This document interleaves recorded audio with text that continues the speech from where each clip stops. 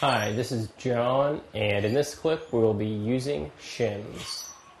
When using shims, I always recommend using the engineered wood composite shims, and they're less likely to split and break, and they're not going to break down over time, and they're not going to swell or warp if the weather is humid. Now, since the hinge side of our door, we did not need to use any shims, especially since our house framing was plumb. We just tacked that door right up to our house framing, and we have our one.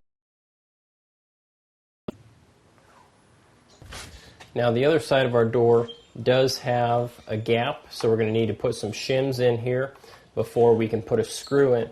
Otherwise, it'll pull that door out of plumb.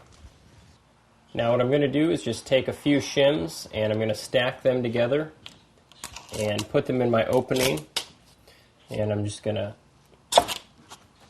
move them in there until they're tight, but not so tight that they're causing my door frame to bow in.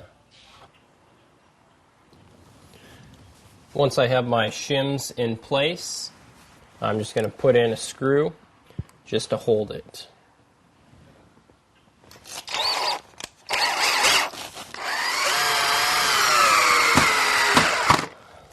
As you work your way around with the shims, you always want to double and triple check to make sure that your door is plumb, and also check the top to make sure that it is level.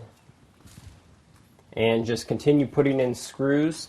About 3 or 4 on each side should be sufficient.